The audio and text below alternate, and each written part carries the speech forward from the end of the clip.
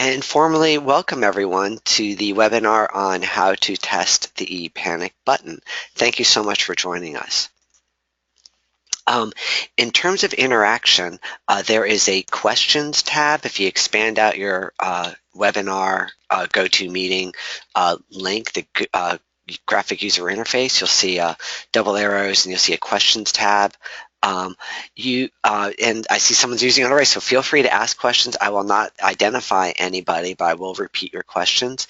And the question is, do you need a microphone? And no, you do not. I mean, if someone really wanted to talk, I can enable your microphone so you could speak for the rest of the program, but generally you could just type in your questions and I'll repeat them. And I think that way we could protect any confidentiality issues. Even though we have this scheduled for an hour, I really think it's going to be quite a bit shorter. Certainly, I'll stay on until everyone's done asking questions, but I can certainly probably go through the slides and the presentation in about a half hour.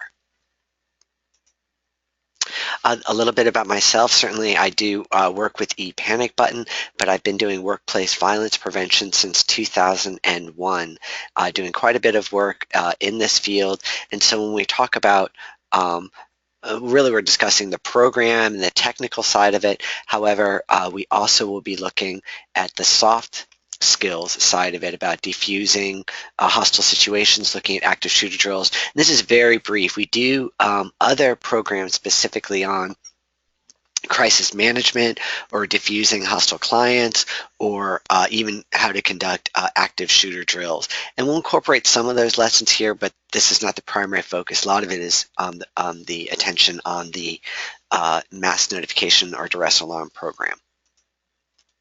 Oh, so broadly what we're going to do is we'll talk about how to do this. And of course, it's the first thing is not what you're going to do, but who's going to do it. So we'll discuss briefly about setting up the right team of people to conduct the drill. And then we'll talk about conducting the test. Broadly, that incorporates the technical side. Basically, are the messages getting out? Are people reaching them? And that's an important aspect. However, we could also talk about, again, the soft side. Okay, so the message was received, but getting much more into about the drills, about how these situations are managed then, and even up to and including sort of the worst case lockdown active shooter response issues. Then afterwards, of course, we'll talk about how you could debrief those to improve the program, not only the configuration of the ePanic button, but your entire configuration response. Just as a little reminder of how the program works, again, we've got the ePanic button. There are 3 ways that people can set it off. There's the mouse click method. They mouse over this icon and they have a scroll up of the window of the buttons that they can click. And then each of these buttons has a corresponding hotkey. So when we talk about this, that's another good point, is do you want to be testing, let me make a note of that. Do you want to be testing the mouse click method or the hotkeys? And I certainly do suggest both. Another aspect is some of you may have the optional hardware. We've stopped selling these directly. We just give you the links to the manufacturers directly. You can buy them straight from the manufacturers. We'll assist. But like any piece of hardware could die, could break out. Some people even have our wireless key fobs, and then certainly you want to make sure that the batteries on those key fobs are active and have a lot of power left in them. So there's also the just making sure the hardware still works aspect as well. Now, as you know, there's 3 ways you can get the pop-up, get the alerts. There's the pop-up, there's the text message, and the email. And we'll go over how you could assess how people receive these, and then mark how that was handled. And then broadly, the larger question is how is it actually managed? Who's responding, and how did that response go? If you have a lockdown drill, how did that go? And we can cover that more in detail. One thing, I'm going to be doing these demonstrations all on our new version 4, and some of you might be still on version 2, and you might remember that graphic. That website has a black background. I can even show an example of that. But the new version, we went to version 3, which looks similar to this, but it says secure at .epanicbutton.com, but the latest version is EQ, so it's version 4 has this URL address. And I'll be doing all the demonstrations there.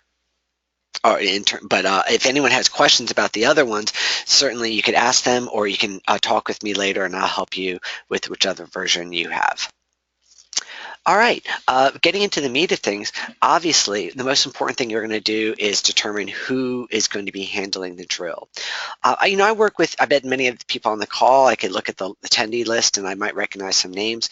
I find it really interesting that I either am working sometimes with sort of a general manager or an office manager who might be handling things.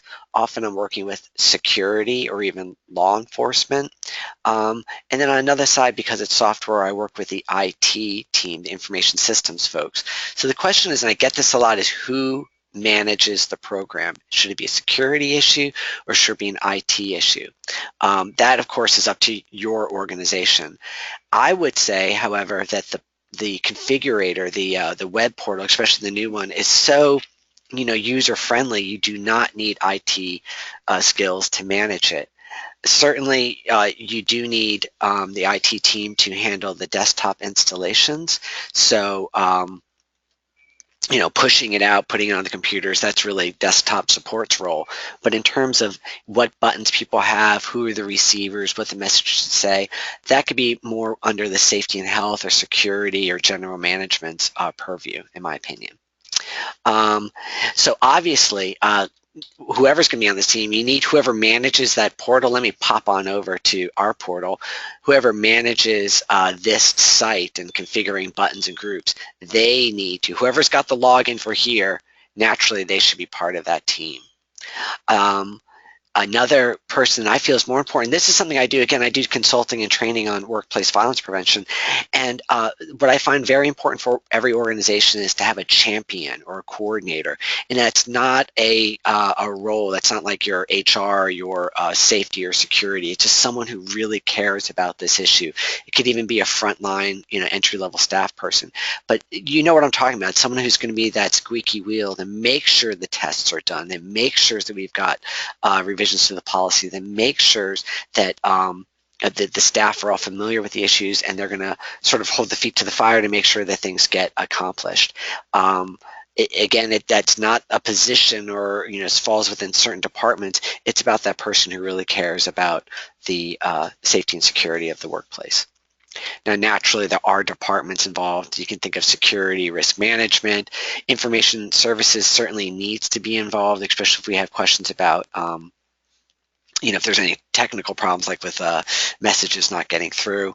Um, uh, the line supervisors, again, I don't know how big, there's a lot of people from different organizations, but I'm a big fan of the boots on the ground, sort of the sergeants, the people who are at the front line, really being involved because they're the ones who are actually going to be managing the program. If it's same by the same token, and also for smaller offices, if we have a lot of clients where we have a small office of like 20 people, and they just have it for their front desk receptionist. Well, whoever that primary sender is, and that's what I mean by that, who is using the program the most? I'm going to guess the receptionist or the front desk, maybe some counselors who work with difficult clients. Whoever those folks are, I would sure want them on the team because they're the ones who need it the most. Get them together, have a plan to determine how you're going to do the program. Now, one note that I want to say, especially with our new version, the 4.0 version, which really has some great capabilities, the question is ePanic button, even though it was originally developed as a duress panic alarm, and what we mean by that is like, I need help button. So that means all the different receptionists or teachers or counselors, they all have a panic button at their desk when they're dealing with an angry, difficult client. They can hit that, and that one it goes to is, security guard or general manager. But that's what I mean. I think you get the idea of what I'm saying is like a panic button, that a lone worker who needs to reach the response team. With the new version, we've really improved a lot of the capabilities and its messaging and its speed and its breadth so that it could be used also for mass notification. And what we mean by that is this is the emergency director, the police chief, the security guard who might hit a lockdown or active shooter button, and then that goes to everybody in the organization to let them know they have an emergency and knowing how to respond. So I guess the question is, how do you use it, and then what are you testing? Maybe you're testing both, which is fine, but that does lead to one question. I thought this webinar would be much more interesting if we conducted some polls. So if I may, I'm real curious how folks are using it. You should be now seeing something on your screen, a little survey, and I was curious, are people using this for uh, the duress alarm, like the panic, I need help, or is it for management to do outreach to their work staff so that they could be told? So go ahead and hit that up, just select it, and yeah, this is interactive, and I'll show the results. And by the way, no one's going to be revealed here. We're not having any names or companies. It just gives you the results, and the answers are coming in now. So let's see, I'm going to give you a few more seconds to see how this goes on. I give it 5 more seconds, and I think I'm going to close it in 5, 4, 3, 2, 1. Okay, and now I think, let me look at the audience view, but you should see that almost everyone is using it for this duress alarm. So it's that, to give you an example, a receptionist at the front who needs help and they're contacting guards or supervisors or managers in the back, and that's helpful. That's real good to know. I just encourage you also to consider the other utilizations for the mass notification, so you want to notify everyone in the office of the situation. But that was interesting. Thank you very much. Oh, I think I got to stop the poll, right? I got to stop sharing. Okay. Very good. Well, when we talk about doing the test, again, at the heart of it, especially in relation to ePanic, is, did the messages go through? You press the button, did people get it? And that's obviously, the primary point of the test. However, when we look at this, I just have a few questions for you. Some organizations, some folks have different groups. So in this example, we have the Birmingham group, I have the Greensboro group, a Montgomery group, I have a security group. Obviously, you may want to then have doing it group by group, like, okay, we're going to do the Birmingham group today and Greensboro group tomorrow. Or it may very well be that they're sort of like captains, these office emergency management person who will handle their own group, and then you could all filter it up to one person. Like I said before, we need a coordinator to manage all of those, but that's just one question. Are you going to do multiple groups, one at a time? And again, this only applies to organizations that have these different groups as well. Are you going to test all the buttons? So for instance, with our I'm going to just look at our Birmingham group. I'll give an example here.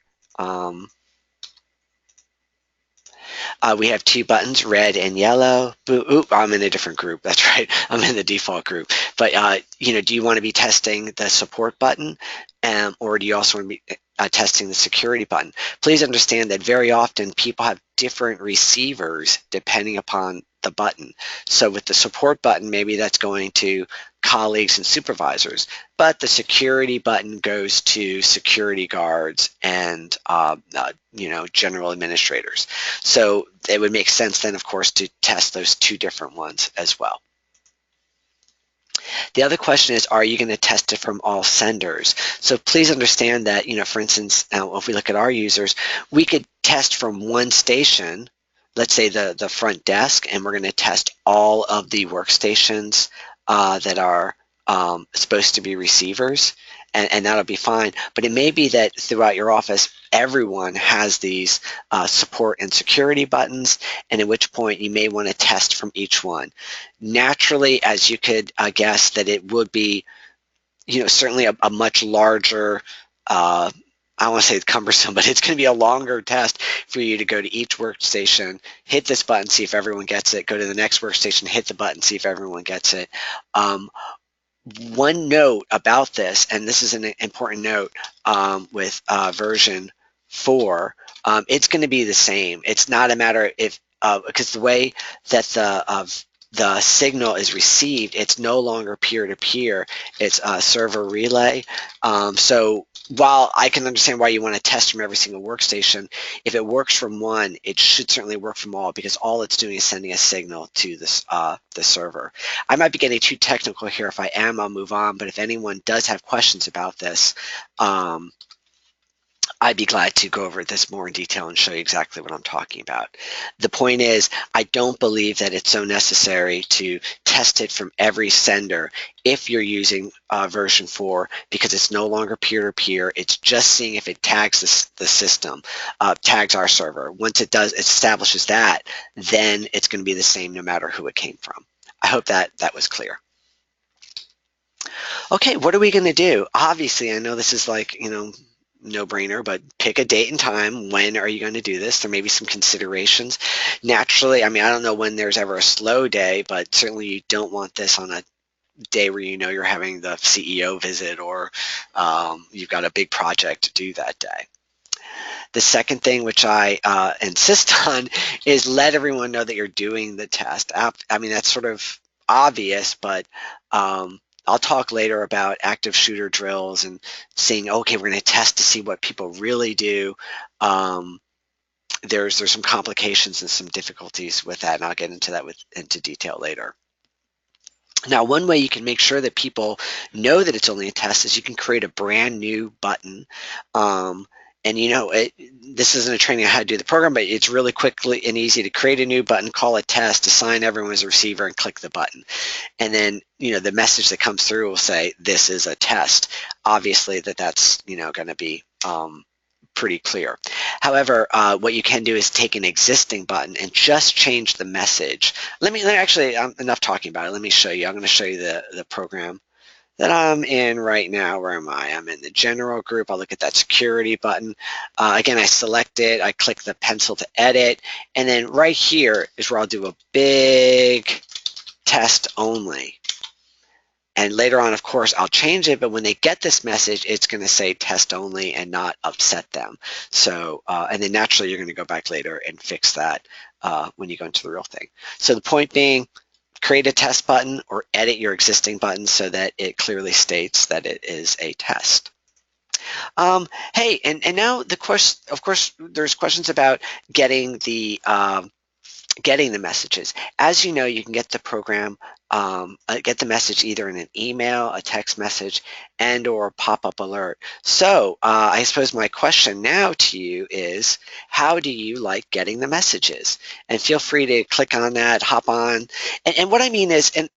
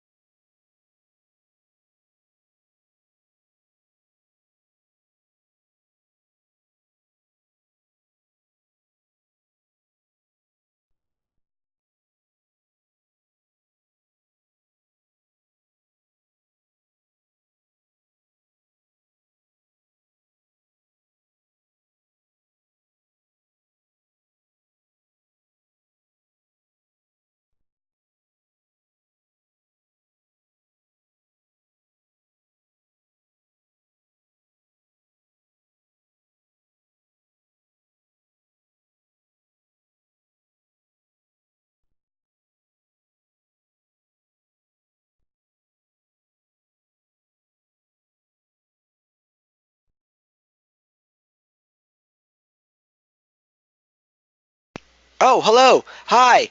Oh, hey. Am I better? Can y'all hear me now? Oh my goodness, 2:19. So it looks like for 2 minutes I was. Uh, thank you very much, folks. Good old mute button was hit. Um, so all apologies. Darn mute button. I didn't say anything that important. Um, so let me repeat. You got in your email an hour before, you got a link to this Google folder, and you're welcome to download the program, or you could also get this drill sheet that I was going through. And the point that I was making about the drill sheet is there's sort of two types. There's two tabs, one for the duress and one for mass notice. They're really the same thing. I just switched the columns and the rows. So if you got a lot of senders, then I would suggest using this sheet, and you can, have 200, 300, how many senders, and just a few receivers to mark out that way. Say yes, they got it. Yes, they got the email, but no, they did not get the text. That's one method. However, if you are interested in time, this is really, boy, someone's got too much time on their hands. But no, I take that back. This is important. It needs to be done.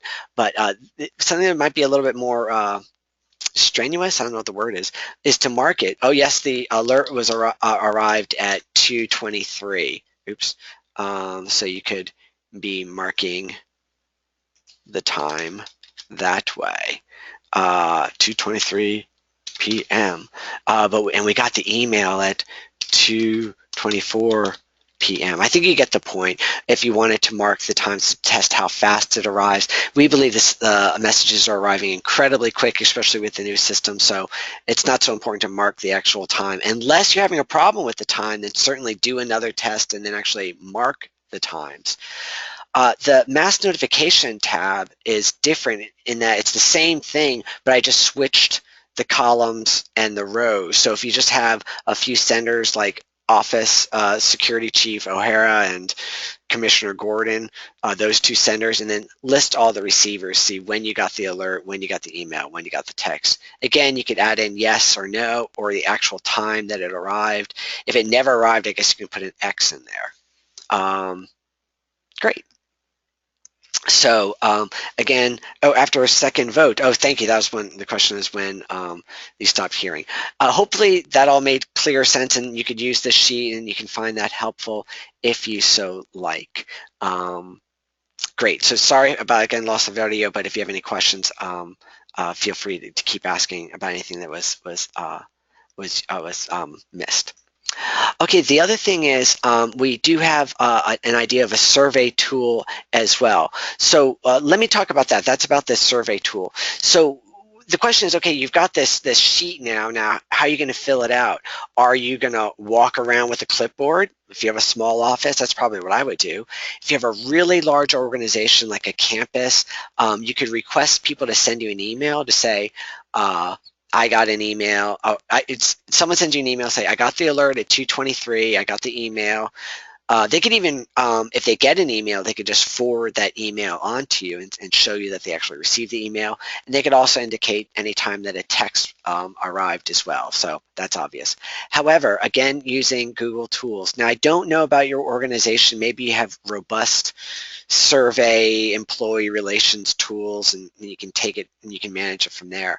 However, you're welcome to use something that I created, which Google Drive, and I'm not like a spokesperson for Google or anything, but they do have free tools. There's SurveyMonkey, there's Google Drive or Google Documents that allows you to create forms. And then here's an example of a form.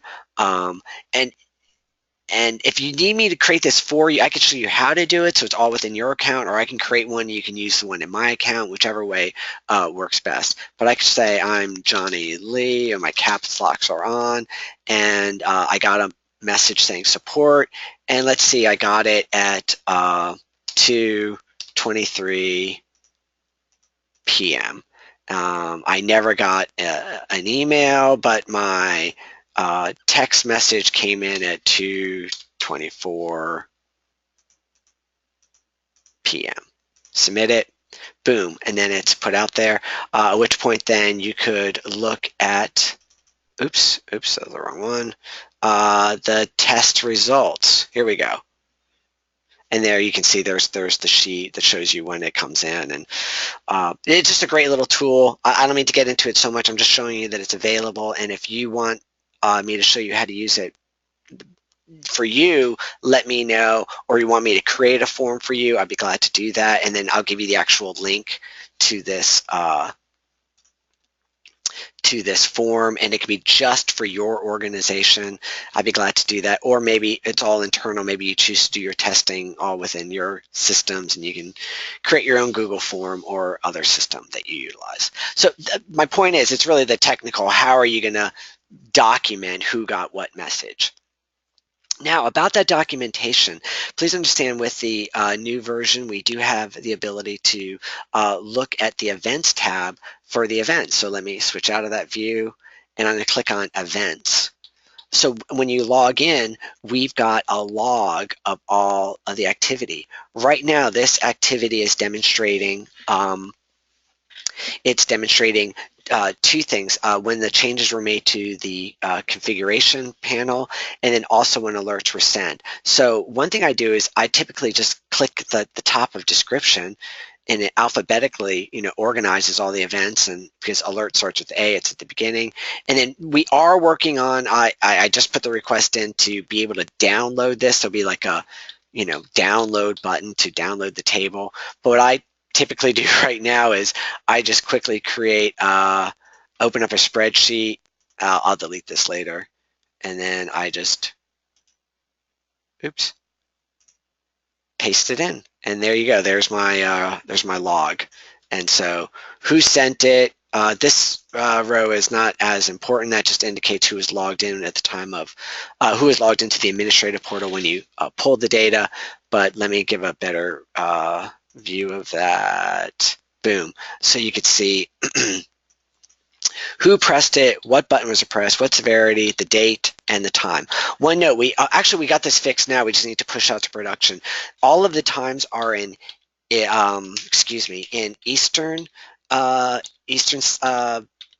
Central Time. It's Eastern Standard Time, and Daylight Savings Time right now. But we're going to be converting it so it'll be local to your time zone. You'll be able to say, hey, we're in Pacific, or we're in Mountain Time, or for our overseas folks, they'd be able to edit to their time zone. But right now, just if you look at this, please understand that it's going to be in Eastern Time. All right, I hope that was clear.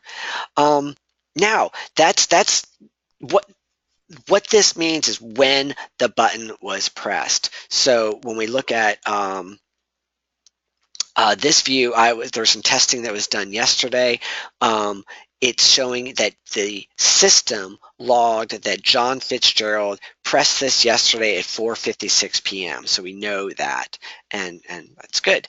However, that's the sending point of view. From the receiver point of view, as the receiver, there is a little log on the alert receiver. So I'm going to expand mine out.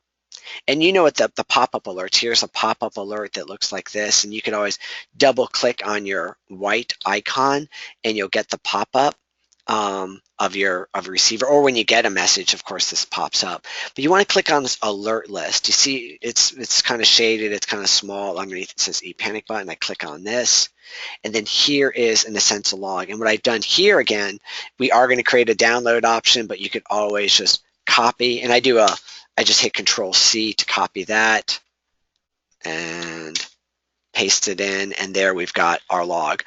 What this represents, folks, is the log for this receiver. So I'm on my desktop, my usual office desktop, and I do a lot of testing, and it usually comes from my laptop. So there you go. You see my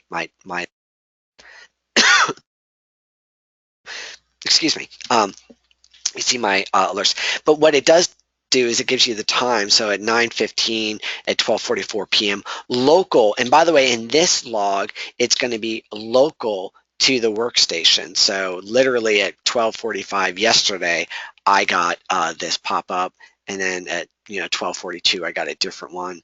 So here, my point being is you've got a log on those receivers when a message comes through. Okay, great. Please, again, feel free to interrupt anytime with any questions that you may have. I hope this is helpful for you and it's making sense as well. Okay, the next point. So that's in a nutshell regarding the technical side. Hopefully, it's pretty obvious. Hit the button, see who gets the messages, and then document and find a way to have a spreadsheet or something to say who is getting those messages. Naturally, it's got to match. Whatever you configure has to match what actually arrives. And we'll talk later about the configurations, but that's the first step is look at your configurations to see who's supposed to get what messages. Now, ePanic button is a real big believer in prevention, and we really want to focus on addressing things early on in the conflict. So we suggest using those support buttons or the yellow button or whatever you want to call it button, but not when it's a panic situation, but just when we've got an angry person. By the way, this is most likely, not only is there value about preventing things from escalating, but also this is the most probable situation you're going to encounter, right? It's most likely that you're going to deal with just an angry customer as opposed to like someone coming in with a gun. So what I'm talking about is go ahead and there's a technical side of making sure people get the messages, but then practice, have people come in and act as the aggressor. Here's a couple of tips. I do a lot of training. I used to do a lot more, and I haven't done as much as I used to. But everyone hates role plays, right? They truly do. They feel goofy and silly doing it. A couple of suggestions: bring in an outsider because it's when it's Fred that you joke around with in the break room.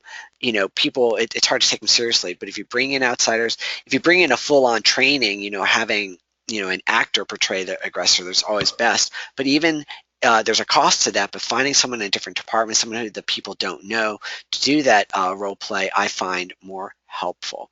And again, what we want to do is practice with the diffusing. You want to practice people, and I've got a few notes about this afterwards, but practice what it's like to manage that situation to prevent from escalating. Another thing that I find very helpful is there's actual situations that people have encountered. I know you're trying to, and I'll give some case scenarios in a little bit, but find a case that actually happened and then go through it again. Because one factor is if it happened once, there's a good chance it's going to happen again, just given the nature of your work or the people involved. So practice responding to that situation. With that, hey, more fun, more polls. What is your concern? Like, and I'm really curious about why you have the panic button. What are the concerns that you may have? And what I mean is, what is your likely threat? So, you've got it for the duress alarm. Are you concerned about these weirdos that come off the street, or is it customers? Typically within your industry, you deal with a lot of angry patrons, patients, customers, whatever. Are you worried about your own work staff? Or is it ex-partners? If it's other, please go ahead and shoot me something in the questions tab or in the chat field, and I'll read that out as well. But I'm going to give it a few more seconds, find out what people are certainly concerned about, and then please let us know. Again, feel free. Oh, multiple choice. Yes, I agree. Someone made the comment that I should make this multiple choice, and I could have. That's a great note. I'm making, where's my sheet? Threat should be multi-choice. Good point. And I'll edit that afterwards. Oh, and someone's saying all of the above. So we have all concerns from all different points. I'm going to give this another 5 seconds. Oh, another person said they're concerned about clients and coworkers. I'm sorry to hear that's a concern regarding coworkers, but that's a really good point. Okay. Golly, I always think of so many things I want to talk about whenever I do these things. I'm going to share with you the results. And there you can see that most people are concerned about a client, a customer, that they're denied services or they don't get the services they want, or they're being forced services that they don't want at all. You see that a lot in treatment programs or like in corrections and stuff like that. Very good. Thank you. This is really important, and that's a great note that I should make this multiple choice. A couple of notes. When we talk about actually, I'm reading a lot of articles now about the likelihood of workplace violence and active shooters, and I still want to repeat that they're incredibly rare, very, very rare events. But the hostility, the low-level assaults, threats, kicks, punches, stuff like that is much more common and often from clients, and again depends upon the industry that you're in.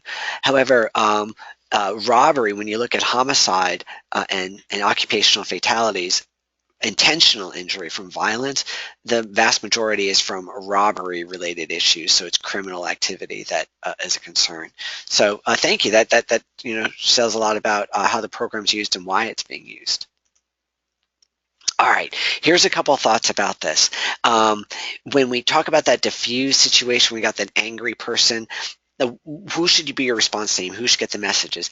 Very often in small office, it's kind of like everyone. There's only like 10 people in the office, so with that number and no one's really in charge of security, it could be, in a sense, everyone who's coming in there. However, even in that small location, or especially for large organizations, I am a fan of sort of a prevention team, a response team, and it may naturally fall upon their role, like they're in security, their supervisors, whatever it might be. That depends on their position, and naturally they'd be in there. But I do want to also think about, know the people in your organization, in your offices, in the people you deal with and see every day. Who has the people skills? Who's able to handle different conflicts? There really should be a mixture of strengths, because very often I've seen this happen a lot, where there's a security concern, there's a scare, or there's a worry, and people plan a response team, and then they find the big guys. Do you know what I mean? Like the guy who used to play football in college, and let's get the big guys to come out here. And there is value in that, because when it actually comes down to physical violence and restraint, and we'll talk a little bit later about run, hide, fight, but of course there's value of having someone who's physically able to respond and protect others. But one little note is, please be aware of the message that could be sent.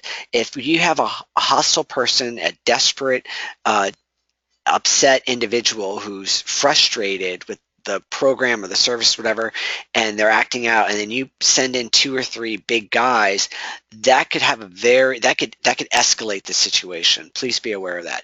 It could be the way that those gentlemen responded, like they come in there bearing their chest and pounding and acting like silverback gorillas, acting real tough. That certainly is aggravating the situation. Or it could be just the perception of that individual. Hey, you just send all these goons after me. They're going to feel their back up to the wall, and they're going to get intense. It may very well be you want those individuals there to provide that real support. But again, A, they're not security. That's not what they're trained for. And then B, it shouldn't be the first response. You do want to try to diffuse, de-escalate. It could be that person that's a really good listener, that's able to communicate well, and that has nothing to do with the way you look or your body shape. It's those interpersonal skills that are important. Naturally, of course, you want to think about, the folks that are on hand and readily available nearby who can handle it. So when we're talking about this drill where you're doing the support, is obviously, for that sender, that front desk person, whoever sent the message, they could be tracking how long did it take for someone to respond. One thing I forgot to mention was the whole confirm button. Was the confirm button pressed so that you know that somebody read the message? How did they get the message? We can confirm later that yes, they received email, text, and a pop-up, but which one did they actually see first and they responded to? And that's helpful to know that, maybe some people are saying, well, I'm signed up to get a text, but, I had my phone in my jacket over on the coat hook and I just didn't hear it. So that's, informs how you're getting the messages out. Also, again, I love doing these drills. How did the people enter? Did they all run in? We do a separate training on de-escalation and prevention teams and stuff like that. But that's a big factor about the way that it was managed. Even if you don't do a big role play, an actor pretending they're an aggressor, still look at how people enter the room and handle the situation. Now, regarding this, because again, I'm really pushing this issue because I think it's the most likely thing. So I know people get the program for, oh my goodness, there's a man with a gun, but it's more likely, oh my goodness, we got an angry customer. So let's go over these some of these scenarios, and as you practice them, or as you go through them, try looking at some common responses. So obviously you've got like the angry customer. A lot of people noted that they're concerned about the clients. I don't know, there's a lot of different industries on this call today. So, might be a student upset about failing a grade, or a patient getting a medical bill, whatever it might be, but they're upset. Practice managing that, active listening, providing support, removing the audience, all of these things about setting boundaries with the individual. Again, that's a separate training, but let's go through that. The other thing that I encourage you to try out is dealing with someone that is not able to rationally have a conversation with you. So while we can look at diffusing angry customers, we have to be aware of when the individual may be under the influence of something or of mental health issues. We got a question here. Security takes less than 3 minutes to respond. What should be a good response time? That's a great question. So the question is, what as soon as possible, of course, is the best option. Um, and it's the nature of the incident. I would like to see, obviously, if it could possibly be under a minute. And then with that, I'd like to see sort of a staggered response. So one idea is that while a security guard may run as fast as they can, but still takes them 5 minutes to get from their office to your office, that's where you can look at, do you need a Segway? Do you need a golf cart, something like that? But also maybe that there could be local people just down the hallway that could also be notified, and they may not pop in there to help directly because it may be too intense for them, but they could be that eyes and ears to get further information. So immediately someone hits the button, nearby the person next door can listen in, and then they could call security and say, oh, it sounds all right, just sounds like there's a whiny, complaining person. Or you can say, oh my goodness, I hear lots of voices and I hear yelling and screaming, and then you can inform more information. Do you understand what I mean? So even though that response team is not there to deal with it, we could have people gathering information, finding and assessing it much earlier. The final thing I want to say about the worst case scenarios, because this is a separate training, when we look at active shooter drills, these incidents are generally over in 3 minutes. So well, I don't want to talk about it too much, but it's one of the real challenges. If you do have the worst case scenario, it's more about like getting everyone secure, making them barricading them, whatever they're escaping, the evade, whatever it might be, to avoid further injury, because very rarely does any kind of law enforcement security arrive in time to prevent the first person from getting hurt. So that just, it's a much bigger issue, but that's just a reality regarding these active shooter events. I hope that helps answer your question. Going back to the case scenarios to practice, try it, throw that in there. Give an example of when we've got someone who's being really difficult to manage, and then we're going to show that especially you do someone who does a good role play, that it's kind of pointless to do any sort of active reflective listening with them, and we're really going to work with security to have them removed. What else activities do we have? The other one is look at crime, and again, this is not something you're going to defuse or handle, but it's really obvious. If you have on-site security, get them there. If not, call 911. And it's really as simple as that in terms of the response. However, one thing that can be practiced is identification. And so when the person leaves, practice, and I find this kind of entertaining, practice describing individuals. I often hear people say, oh, it was a white male wearing jeans and a t-shirt. He was about 5'9" and 180 pounds. Well, golly, and he was about something in his mid-20s. Wow, that doesn't help at all. What you want to do is really practice identifying points about them facially, like a mole or a scar, tattoos, things like that, the shape of their mustache, especially if you ever get down to a lineup. It's these tiny little details that you can pick up that you want to zero in. So try to imagine when you're looking at someone, 5 minutes from now, they're going to be gone and you're going to have to describe this person to a police officer. What really significant details can you pull up? In addition to this, we could also look at their clothing. One note that often jackets will be changed. They'll change their jackets, but they won't change their shoes. So one thing you can do real quickly is identify, look at their shoes, and then you could learn a lot from that as well. Or you can really help identify that person. Other final thing is license plates. If you're able to obtain the license plates of the individual, don't put yourself in danger. Don't follow them out there. Don't do anything that's going to put you in danger. But even if you can identify the car later on, there may be cameras in your parking lot, and you could say, yes, he drove a silver Toyota 4Runner. Boom. You know, when that car goes by, when they spot it in the video cameras, they may be able to zoom in on the license plate and get that information. This is all stuff that can be practiced. Now, this is another topic that I find really fascinating, and golly, it'd be fun to do a do a. I've never done one of these drills, but I think it'd be very interesting. And sadly, a big concern. You're all watching the news. You're aware of these different activism, and I'm not trying to get political here, but it's a reality that there are protests more and more, and we're going to see more and more. Given the nature of your organization, schools certainly have these things quite often. Maybe your government, and that's going to have a lot of a higher percentage of this incident occurring. Practice this, and I imagine it'll be a lot of fun to do. Get a bunch of people on there, start causing problems, disturbances, a sit-in or something like that, and then knowing how to respond to this. Please understand that these are impossible to diffuse. You're not going to talk them out of it, come to a conclusion, solve world peace, and move on to something else. This is a very difficult situation, requires law enforcement and upper management administration to manage this, especially the public relations side of it. So if for the first responders, the people actually dealing with it, the big point is do not engage with them.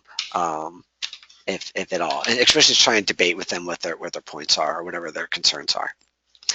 Something I deal with quite a bit, and I have a lot of interest and expertise in this, is dealing with ex-partners. Now, this could be an ex-employee as well, but really, it's something that's so common with stalking, or you have an employee that's going through a bad breakup, managing how that is handled, and there's all questions about.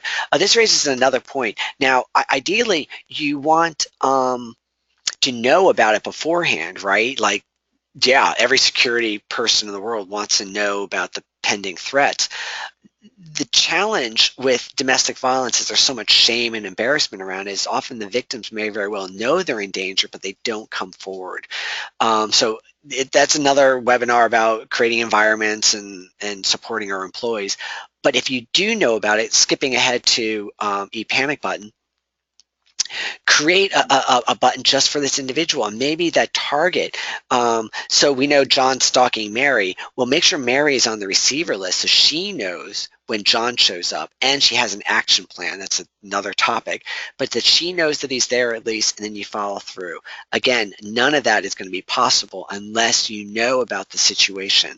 Very often where it's going to come into play is there's going to be an incident, something that occurs. Now management knows about it, at which point then you can prepare for the next time. Let's say you get a workplace restraining order. That's great. Now you got to have a plan in place to notify if that person shows up again. Notify administration, notify employees, notify especially the victim. Again, that's I believe the beauty of ePanic button is you can quickly create a special button for any specific issue. It's not like, ooh, we got a security problem. It's more like, oh, that guy John is here. All right. Hey, moving right along. Now, I have a separate workshop about doing full active shooter drills, but I'm just going to touch on a few points here. Naturally, this is a very serious, very important program, so it's got to be done intentionally with a written policy, with a team, a committee, coming up with the system. How is this communicated? How is this, when is it utilized? Who has the ability to call a lockdown? Things such as that. I'm also a big fan of redundant systems. So even though we're talking about the ePanic button, do you have a phone system that could be utilized? Do you have a bullhorn? Whatever redundant systems you have a way to get the message out are important. And with that, about that communications, there's aspects you're going to notify them, hey, we've got this situation. But I'll talk about this a little bit later in debrief. But one thing we're finding in many active shooter incidents and drills is that the people felt like they didn't know what to do afterwards. Okay, we know we have a shooter on campus, but now what? What's the update? What's going on? Having a means to communicate with them, a set predetermined means to communicate is really helpful for organizations. Believe it or not, social media has been utilized the most and perhaps the most effectively. So yeah, I hate Facebook, but if there's a fan page for the school, let's say you've got a school and you do a drill, posting to the fan page and people checking their Facebook is a great way to get information. Yes, there's email blasts. Yes, there's also text message blasts. It all depends upon the communication systems within your organization. That's something that can be utilized. Come to think of it, ePanic button can also quickly be utilized to do an update as well. So create a new button, set everyone as receiver, and you can send out the pop-ups and the text messages to inform them as well. That's just another option. Other things, of course, you're going to have if it's a real issue, you're going to have the media showing up, so knowing how to handle. There's so much. It's a really fascinating topic and fun to do these drills. Media showing up, police showing up, the family members. If it's at a school, I've got students in high school. If I hear there's something going down at this high school, I'm stopping this webinar, getting in my car, and driving to that school. Exactly what law enforcement officers would hate is an angry parent trying to see their kid, but I know I would do that, and I teach this stuff. Okay, so let's talk about law enforcement. When you do these drills, when you plan it, and what I'm talking about is the full-on drills, like you've got people going into lockdown and people leaving, and you might even go so far as to have like a pretend assailant and even pretend victims. They do have value in them and for the practice, but I feel it's a better practice for law enforcement and for your emergency management team than for the average employees. But naturally, work with law enforcement. There may be emergency management for your organization and for your county. Work with them as well. Business continuity factors are real big importance. Again, I don't know there's all these different industries and companies on this call right now, but how does your company still continue providing services, whatever you do? Naturally, it's really difficult if you have a retail store, but if you're an accounting firm, how are you transferring your employees, your work to keep business running during this emergency? That's a whole other topic encompassing in the world of business continuity. I find the most interesting part of these drills is managing public relations, and there's great lessons to be done with that. One of the real lessons we find with public management is knowing how your staff are going to be communicating with social media. So there is, heaven forbid, there's a shooting or an incident at your workplace. The news crews arrives, law enforcement arrives, and then also what's going to happen is your employees will be tweeting, Facebooking, kicking, Instagramming, tumbling, whatever social media with their friends, letting people know what's going on. Now, this is a separate topic, but bottom line, no, they shouldn't be doing that. Especially, this is the worst case, how rumors start. So there might be having some training or some policy regarding that. But I'll tell you the first thing, that people don't care about policies. They don't care about your rules when it comes down to contacting their loved ones. They're going to do it. You would do it. I would do it. Be aware that that's going on. What you can inform them about is about starting rumors, giving information. They could tell, hey, I'm okay, but it was that crazy Johnny guy. I saw him with a gun, and I think he had 3 other people with him. That's the stuff where you see a lot of problems. When they debrief these incidents, that's where we're finding a lot of the problems are initiated from. Okay, I'm keep on going on about that. Medical first responders. Yes, we do this ourselves, right? We're a software company. If there's something blows up in our organization, we've got redundant places. We've got backups to have it move to. Again, this is all part of that business continuity planning as well. Finally, I used to do a lot of this, and I'm kind of ashamed that I don't give it as much attention as I should, but we have to consider the emotionally traumatizing aspect of these incidents. Naturally, first responders, ambulances will deal with the physical trauma, but employee assistance programs can be really critical in coming in and helping people manage things. Heaven forbid, actually, an early job when I was with the Asheville Police was doing death notifications. Often law enforcement or maybe the hospital may manage death notifications for you, but you better have a plan in place to deal with surviving family members if it was an employee or a client or, heaven forbid, a student that was seriously hurt or killed.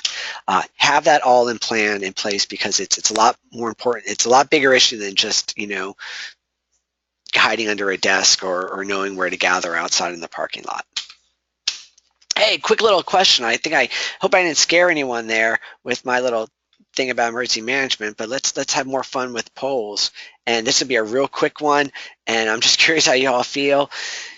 Do you feel you're ready for an emergency? And I kind of split that into 2 points. Like, yeah, I think I know what I do. Does my organization's going to be ready? No. And by the way, this is again part of that active shooter drill. It comes down to, again, personal responsibility. Of course, we're all big advocates of that. Where are you in your building? Where are you right now in your office? Do you have an access to the door? Can you go out your window? Can you name 2 or 3 exits from where you are to the outside?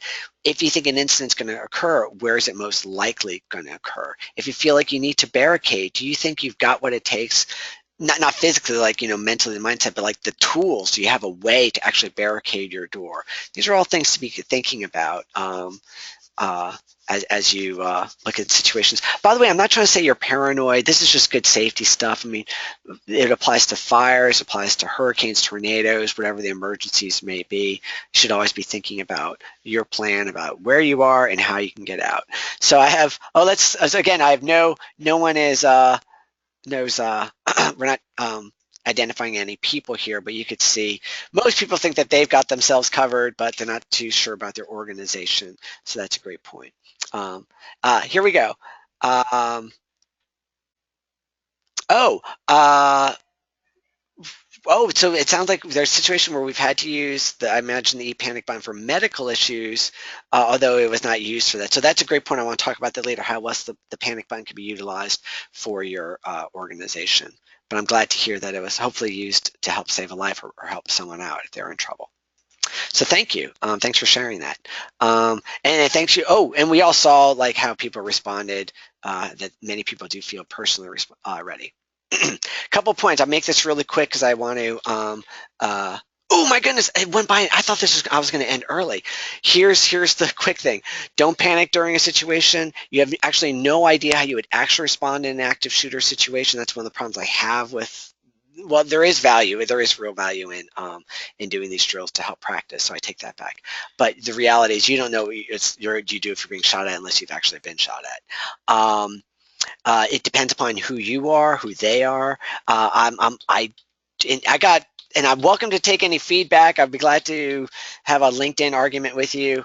But I believe prevention is more important than preparation. I think there's too much emphasis on handling what happens when things go bad and not enough being focused on how do we prevent it from going bad. But that's just my little bailiwick or soapbox.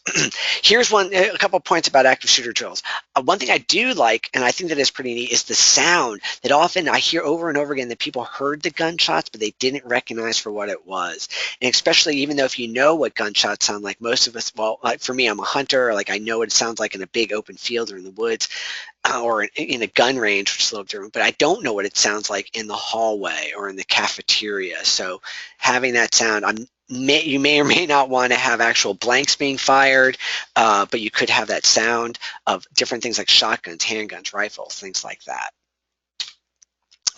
Other things, be very cautious. One thing I'll say, again, I have teenagers, and they have these active shooter drills, and so I see this from a perspective as a parent and as a professional. And one thing I'm finding is I'm concerned about a jaded response. Again, I track all these incidents. I write articles and blog posts and stuff like that. But if you can see, I don't expect you to read all the details of these articles on the right-hand side, but they're finding that there's a lot of false alarms. And one of the things I have concern about is a jaded response. I will admit, and this is bad, I hear it's even recorded, but when there's a fire alarm and you don't jump up and do what you're supposed to do because, the fire drill again. Well, that's what I'm very concerned about with active shooter drills. So what's my point? be careful on how many of these you do. And then the other point is certainly let people know that it is actually a drill. Yeah, there we go. My next slide. This is my final thing, and I'm trying to wrap it up for you folks because I know you only had an hour. Do not, one takeaway, do not do a realistic drill. Do not do a surprise active shooter drill. And what I've seen is even if it's not totally surprised, they have an under announced, like maybe an email blast goes out to everyone saying, hey, we're going to do an active shooter drill on Thursday. I don't always read those things, right? Do you read those things? Maybe you write those things, but you know what? People aren't reading those things. So make it absolutely clear a drill is going on. One thing we're finding is lawsuits are occurring in places where they're doing these surprise drills. All right, I beat this enough. If anyone disagrees with me, let's take it over to LinkedIn. We'll have a debate there. Now, those are very intense. Those active shooter drills are it's a lot of coordination, disrupts the whole day. It could be, there's real value in that, of course, because it's the most realistic thing, but there's challenges. What I have done is the soft drills. And so what this point is, you have the signals go out, but you don't have people go into, lockdown mode and hide under desks or anything like that, or go outside to the designated meeting point. But you send the message out, you make sure the messages are received, and then someone goes around just testing doors. Can I get in this door? Can I get in here? Can I get in there? And the idea is you have safety captains that in each section, people are doing a head count. Yep, I've got all my people, or I don't know where this person is.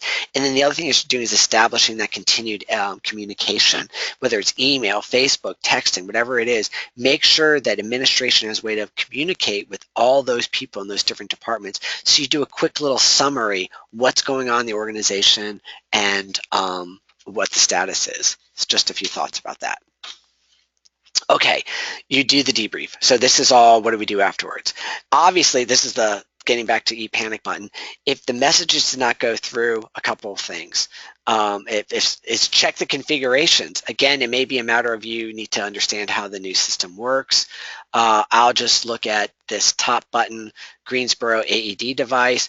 You check to see who's supposed to get the pop-up. Well, June, Jonas, and Johnny were supposed to get it. Who is supposed to get an email? Oh, just Johnny is supposed to get an email. Who's supposed to get a text? Oop, Johnny's supposed to get a text. So check that. If someone did not get the message, it could be very well that they weren't designated to get the message. Again, we're here to help you with configuration and all that stuff anytime. Just give us a call. It may be that there has to be an update to the workstation, especially if you made any little changes. Here's one little note. You could always right-click and click Update. If you did an immediate change, one thing with version 4.0 is that the changes should be pushed out automatically. But if it's 3.0 or for whatever reasons, I could always do an update or reboots. One thing I often do if I'm finding if I made a change and I do a lot of changes, I unload the program and then I just relaunch it again. And then that's where I find the automatic updates coming through just fine. But OC, there we go, we got the connected system. Finally, for version 2.0 and 3.0 folks, if the configurations are right and you're still having issues, that's why we created 4.0. It's pretty robust. Look at this crazy message broker system. So it's a much quick. I think there are some tests not done on our system, but this RabbitMQ system, and they found that it could handle 1 billion messages a second. So that's the threshold, 1 billion messages a second. That's certainly, we feel comfortable with that. Now, what did we learn after you do the debrief? What are the next steps? Obviously, what happened? And then what can we learn from here? Where do we go to improve our system? In addition, when we look at the panic system is, do we need to change responders? Maybe you're going to look at this and go, oh my goodness, Jerry's still listed as a responder. He retired 2 months ago. All those sort of things are helpful to determine when you do test it, to see by changing receivers or changing how they get the messages. Maybe you determine, hey, I do want to get text messages now as well.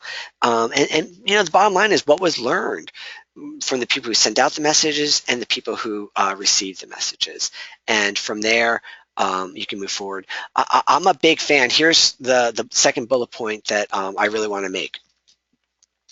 You can have these great guidelines, protocols, and plans, but the reality is, like, emergencies by nature are unpredictable and difficult, and it's better to have a good team. So it's, as opposed to coming up with the best plan, I'd rather see people practice, practice, practice, get to know each other, do debriefs, and learn each other as opposed to learning the plan. Because another famous saying is, the first casualty of war is the plan. So please be aware that you can't plan for everything, and it certainly will be a challenge. Uh, Going back to bigger, broader prevention thoughts, awareness is the key. Yes, the panic button can be utilized for those worst case scenarios, but it's about addressing when you see someone making threats, when you see people acting inappropriately, when you see people who you think might be a concern. It doesn't mean about reporting them necessarily and getting them in help or getting them in jail. I have a much different view on that stance. I believe it's also about what support measures we can put into place. How can you help that person? Many times these active shooters are desperate people who believe they're doing the right thing, and they just feel stressed out. They're overwhelmed. They feel like they're being treated unfairly, and if someone could be there to change their point of view or help them change their point of view, make them feel supported, address some of the difficulties in their lives, they may not finally go over that edge. So sorry for preaching, but one last thing I want to say. No, I got a few more things. It's just create a positive and healthy workforce. Okay. I'm sorry for going over, but let me go over a couple other points. Please understand the program could be used for a lot of other things. I know we've talked about duress alarm or mass notification, but we've got receptionists who use it to notify someone who's got a visitor lot. So instead of calling them, they just click the button for Jerry, and then Jerry gets the, Jerry, you got a visitor thing going on. Maintenance requests. So again, children in kindergarten spill the Kool-Aid, a text can go to the janitor to bring the mop and bucket. Weather alerts, medical notices. I was even thinking, could this be used for inventory control? If there's some sort of factory situation, can you create buttons saying, managing, you click a button and people are informed, hey, we're out of this, or we got a new supply of that. Funny, I have a manager who uses it for, a general manager who uses it for get me out of this meeting button. He has a button on his desk that goes to his administrative assistant, and he hits it when he's really bored with this meeting and wants her to interrupt it. I know that's inappropriate, but it's true. Free food in the break room, because instead of telling just the people immediately around, doesn't everyone deserve a free shot at that free food in the break room? Any other ideas? Go ahead and put that in the questions. Any other ways you're using it, feel free to send that along. I know you got to get going, so I'm rushing things along, and this helps me. I think I need to take out some slides. But I've got one more survey for you, and I think you'll appreciate this. We've got a lot of possibilities with the ePanic button we're looking at. We brought in a lot of new people, brought in a new support person, and brought in another development guy. So we're it's rocking and rolling. And so what do you want to see? Some people need an Apple version. That's a little challenging because we got to start from scratch. It's entirely based on, we could certainly do it, but it's not a matter of tweaking our program. It's really, okay, let's rewrite this in another language. And yes, I know that there's converter programs, but it's not as clean as you think it would be. Although I'm seeing people liking that. People want a mobile app. People want to connect to 911. I'm going to give you about 10 more seconds or so to answer these. This really helps us. I'm seeing a lot. Well, okay, 5, 4, 3, 2, 1, boom. And I know you want to see it now. Mobile app. So yeah, that would be so easy. I think a lot of people are requesting that app. Here's one of the challenges is, I'm just going to go ahead and do it. The receiver problem would be no problem. Like, it can pop up and it receives and your phone can go off. That's obvious. But if you are in trouble and you hold down the button, right now we can work with cell towers and we can work with GPS. But if you're in a basement of a lead walled building with no signal at all, that's going to be a problem. I think what we may do is just, so the answer to answer that is you put these transponders, these transmitters around the building. You actually put up these like things with antennas, hardware up on the walls around your building, and that acts as receivers and transmitters. And that's hardware, cost, pain in the neck. we may just have to let people know that the mobile app is just going to work if you have cell signal or GPS. Ooh, custom weather mess. I like that. I'll make a note of that. Someone's saying custom weather messages to labor staff. That's a great idea. Yeah, to connect in with, especially because you have your county emergency management has their systems, and it could be incorporated into this. That's a neat idea. Um, oh, you saw all that. So again, thank you for that input. That really does help us. Tomorrow, yeah, I'm having a development meeting tomorrow, so we'll share those thoughts. Um, Let me wrap it up, folks. The best way you can maintain a healthy workplace and prevent the even need to use the panic button is a healthy and respectful workplace.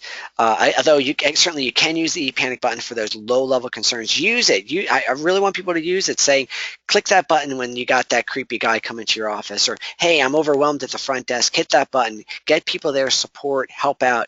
So that's the best way we can prevent bad things from occurring.